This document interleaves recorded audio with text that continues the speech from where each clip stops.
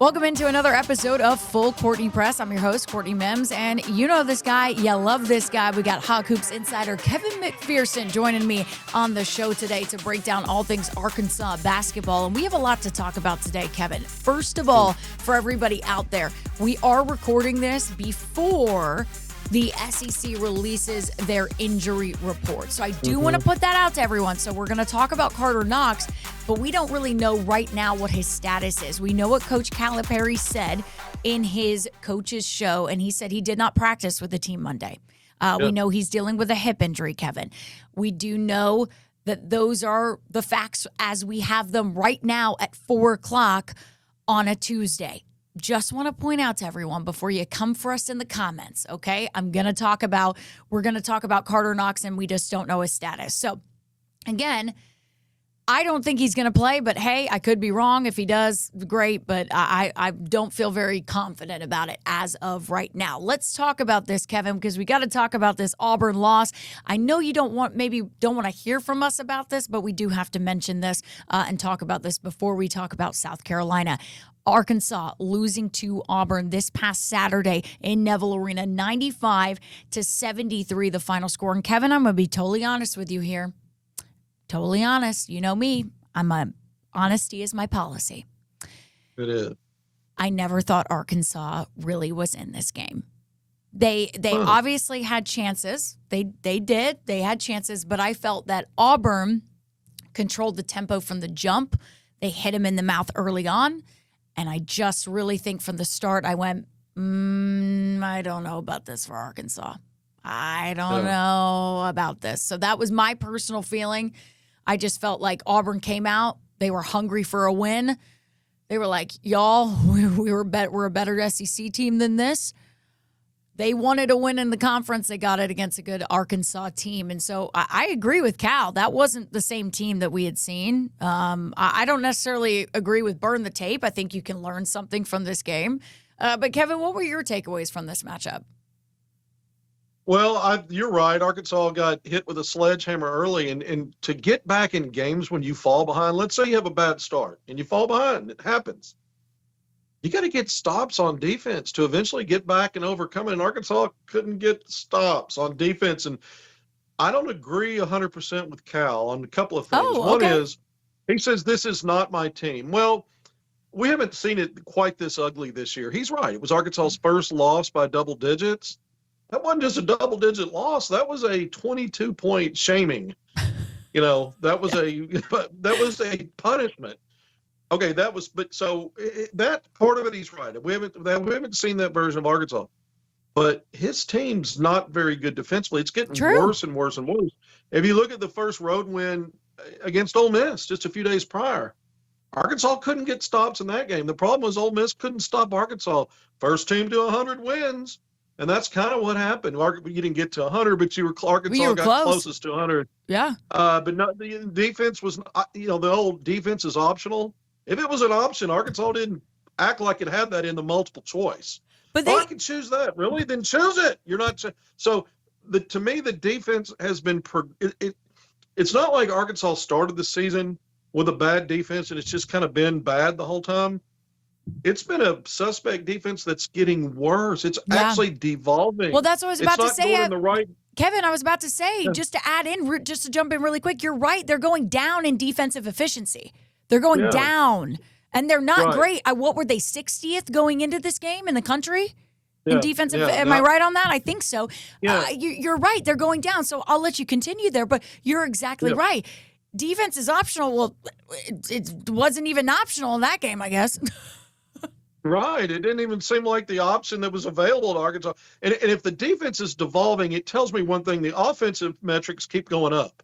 Okay. You got a whole bunch of dudes loving that end of the court. Loving that end. Hey, guess what, guys? There's another end. And when you cross half court, Arkansas is getting zero balance in transition defensively. The floor is so tilted off a miss or a turnover. Arkansas is not getting back even on makes. Arkansas is getting outrun to the other end. You're seeing very little resistance to wall off drivers. There's no physicality in the paint. We know that's been an issue. It continues to be. And you see some slow, lazy closeouts on shooting, on the perimeter shooting. It's almost like you're saving your energy to play on the offensive end. Is kind of what it looks like. And like, dudes, you're gonna put up some sweet numbers. Numbers are what gets you recognized in terms of, SEC Freshman of the Week. And it sounds like I'm going right after Acuff. It's everybody. Ain't nobody playing no defense, man. Let's street talk it. Ain't nobody defending nobody. Let's give it up like it. Let's rep it like it deserves. Ain't nobody defending nobody. I love it. Nobody defending nobody, man. It ain't happening. Okay. I want to see. Kevin, no, I appreciate you. And you're right. I love that you said that. And I love that you bring that up because it does need to be said. Because I thought that and I get it. Winning on the road in the SEC is hard, okay? It's tough to win on the road in the SEC. But I even thought that after that Ole Miss win, I was like, no one's going to talk about this sus defense once again, but we're just going to ignore it because they got the win, But let's go into some stats of this game because it backs up what you're saying. Points in the paint. Who won that battle? That was Auburn, 48-28. Okay, what does that mean? You're not physical under the basket. You're not physical there. They're beating you 48-28. What about second chance points? Let's talk about that. Second chance points. Auburn beat them 18-9. Like we're talking about stats here that are affected by, well, what? You have to give effort, not just on offense. On defense too. We want to see better defense from this team. And I get it. They're so good on offense. I get it. But you're going to need that defense going through the gauntlet of the SEC. And it was on full display on Saturday. Kevin, I like what you mentioned there, and I want to ask you about this because I've been saying this. So we talk about defense, okay? But you can't just have Darius Acuff doing it all. You've got to have a team. You have talent on this team. What, do you want to see it more spread out? Do you want to see a more balanced stat sheet moving forward a little bit with when it comes to scoring? Yeah, and I think the other thing is when we look at Darius with his 19 points, that's about what he averages. But look down his box score, only 1 assist. Now here's a guy that's been tearing it up as a facilitator and a scorer. And so much, the ball's in his hand so much that ball, when he's setting up other players, that's what helps others score. So it's all so much rides on his shoulders offensively. And it wasn't all on him. The reason only had 1 assist. Arkansas was letting 3 balls fly early in the shot clock. Auburn did a good job disguising. When Auburn was playing man-to-man, they actually backed off Arkansas's perimeter players and ball handlers and sagged in the paint, packed in the paint, and dared Arkansas to launch threes. And Arkansas was like, yeah, we'll do that. Arkansas' strength, even though it's a good percentage-wise or an elite three-point shooting team, I never thought I would say that. When you look at the percentages, Arkansas is. But the strength of the team is still getting those paint touches, driving in, drawing fouls, get to the free throw line, attack the rim, attack the basket. You mentioned minus 20 points in the paint. Arkansas was flying threes. You can't score in the paint if you're willing to jack up a three early. And so I think when we look at Acuff's assist numbers in that game, it speaks volumes as to why Arkansas struggled offensively. And it sounds like we're blaming Acuff, but look, when you're the man and the ball's in your hands a lot, and you're and he's a volume scoring lead guard, we got kind of spoiled looking at his numbers, 25, 26, 29 points, 7, 8, 9 assists. The assists weren't there. Arkansas had more turnovers than assists in this game as a team. The offense was broken. We complained about the defense and said all of that.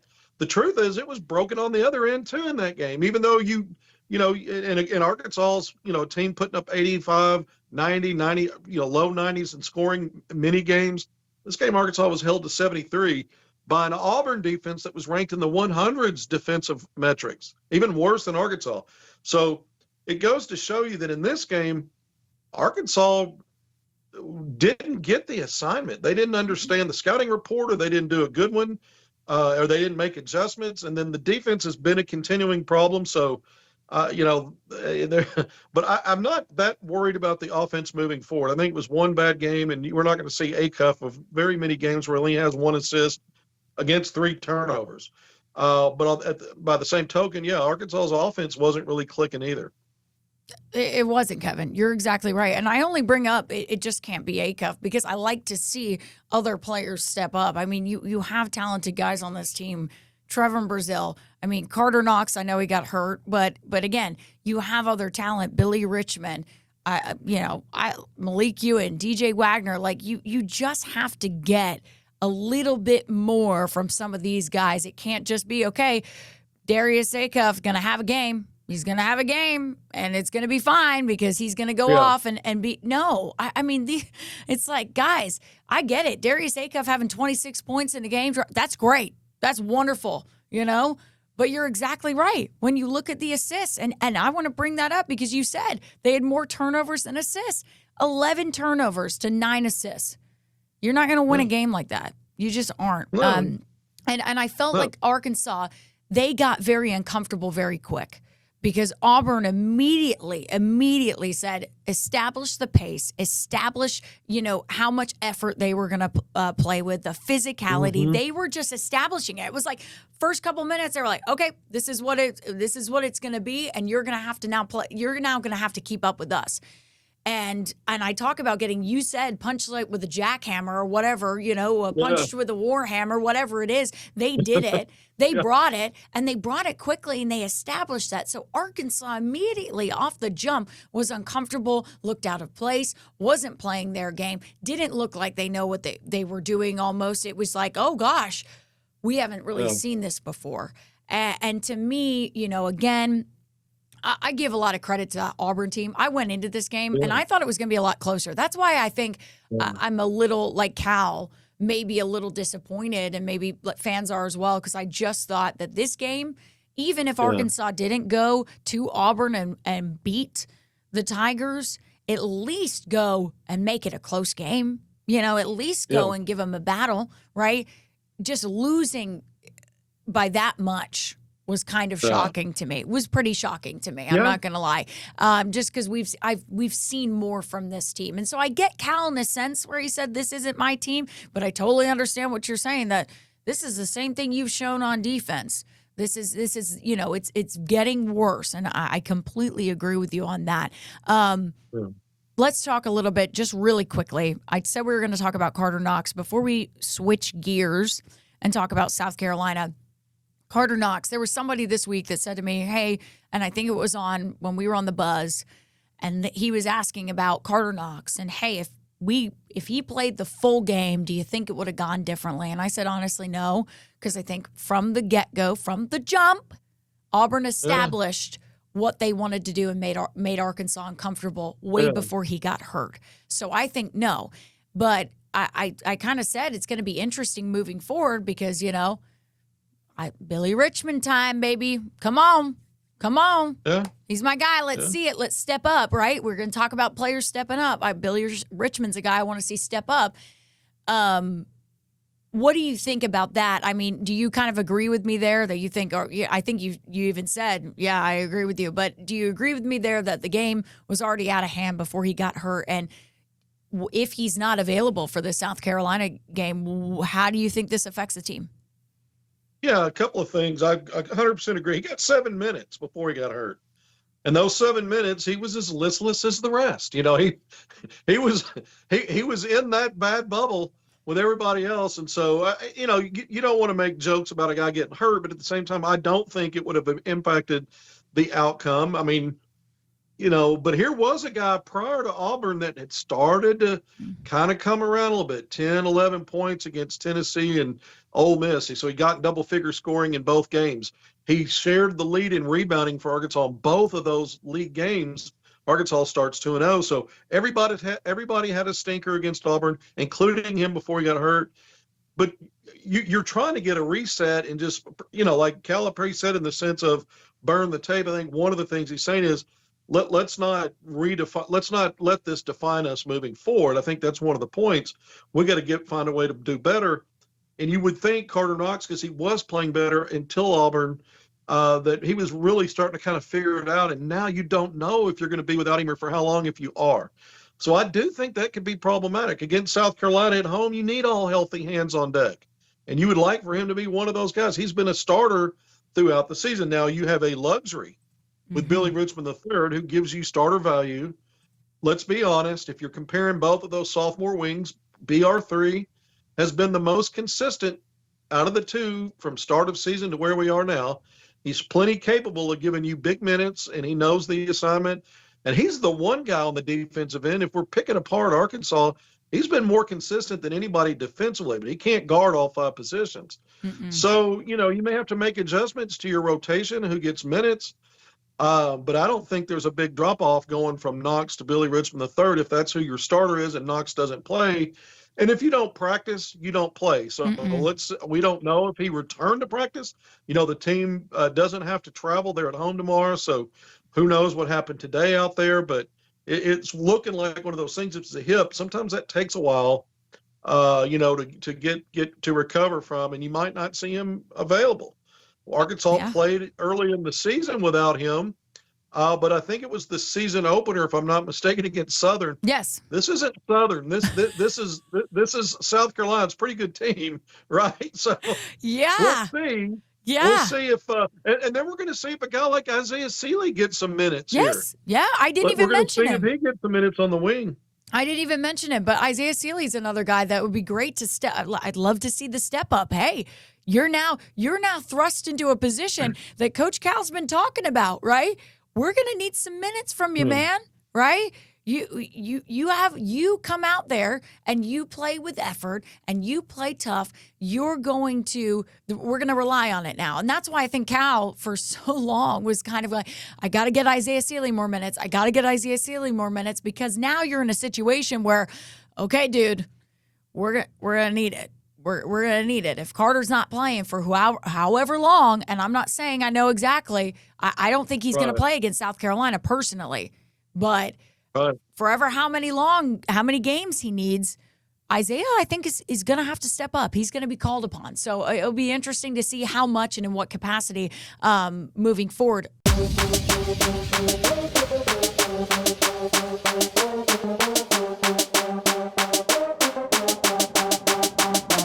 Really quickly, because I know we're running out of time, I want to talk about the South Carolina game really, really quickly.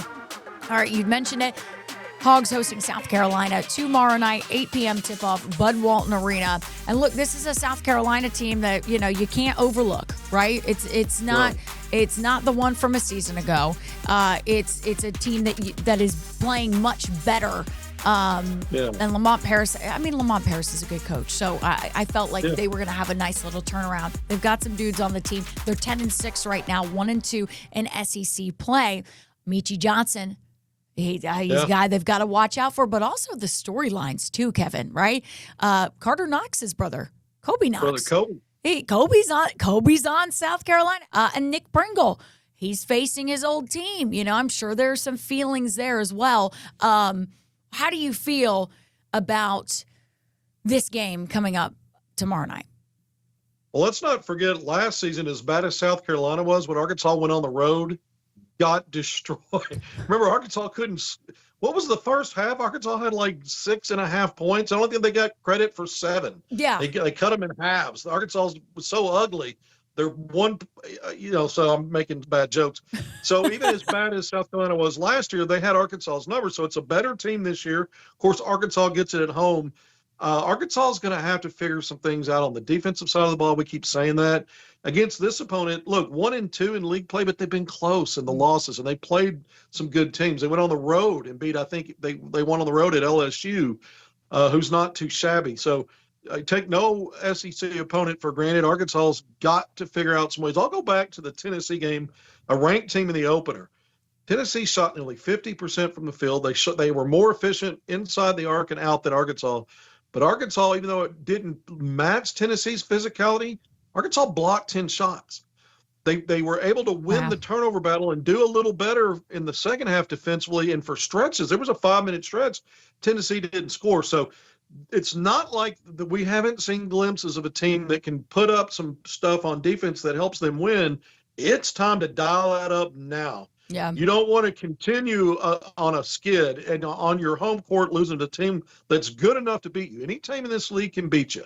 So I think on the defensive side, you mentioned Michi Johnson. That guy's been around forever. He's played at Ohio State, then transferred to South Carolina, back to Ohio State, now back to South Carolina. I don't know if he's had a cup of coffee somewhere in between, but Yeah, maybe. here's a guy that can score. He's a guy that can score. They got other guys. It's the SEC, man. Arkansas just needs to take care of home court, get better defensively, and let's see a better effort from everybody than we saw against Auburn. Arkansas gets to 3-1. If that happens, Courtney, that's a heck of a great start for a program that typically is staring down the barrel of 0-4 or 1-5 and those kinds of things. They don't know the feeling of being 3-1 in a few years to start league play. Sure would be nice to see it this time around. It surely would. And Kevin, I love that you mentioned that, because I kind of was shocked at this stat that when they were 2-0, obviously now 2-1, but when they were 2-0, that was the first time they had started 2-0 in SEC play since 2014, 2015.